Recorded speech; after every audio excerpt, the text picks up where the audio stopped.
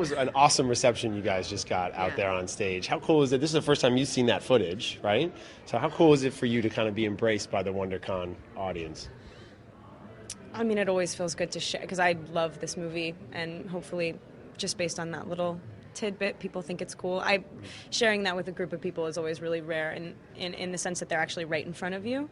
So again, it's awesome. And Charlize, for you to reunite with Kристен after working on the movie and come to WonderCon together, it's got to be fun for you to share this. I'm going to get teary-eyed talking about this.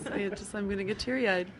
I am working my evil means into some freaking way into the sequel, because honestly, we just didn't get to do enough together.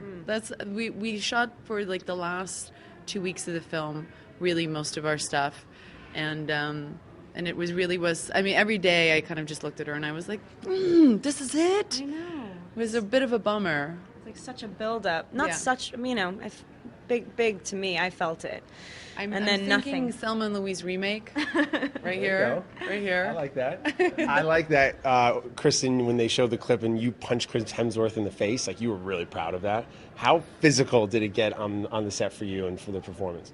I have to say I'm proud of that, because it wasn't in the movie before and now it is. And so I'm like, well, if I had to punch Chris in the face, then it should probably be used in the film. And so that was, I'm not too proud of myself. But it got physical. I hurt myself so often. I was constantly, my many ailments actually drove me crazy too, because I couldn't do really what I wanted to do on the days that, I would hurt myself. I punched myself in a scene that wasn't even very active. Knowing you, I feel like you would. Yeah. You would do that.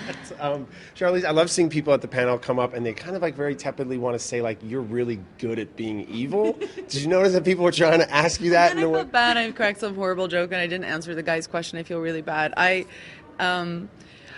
think that these characters lend themselves to the box is so much bigger to play in, and it's so much fun. And obviously I have no interest to go and watch someone who's just plain old evil. I mean, I think all the great villains that we all love have all kind of messed with us somehow and made us wonder, I know I should hate you, but for some reason I want to like have a beer with you. What is wrong with me?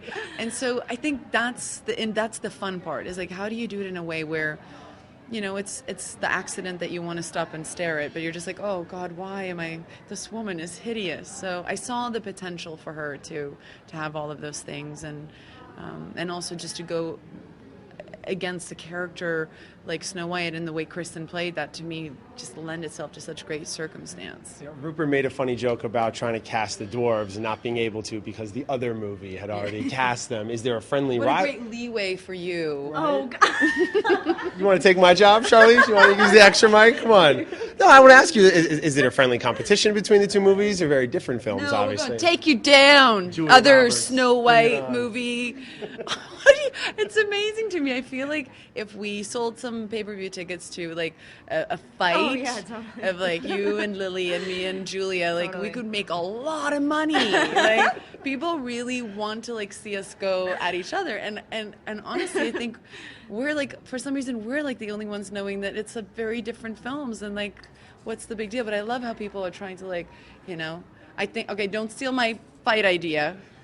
I'm gonna own that, and taking 15% of that. Tell me a little bit about the look of this movie. We got to see a little bit of it here. Your costumes are like over the top. You mentioned it's fun to put on a crown to go to work. So tell me your thoughts when you see that clip cut together from Rupert about just the look of the movie. I think Kристen and I both talked about this quite a bit. I haven't really done movies of this scale and this kind of epic nature. But even when you work on smaller films, it's a smaller version of it.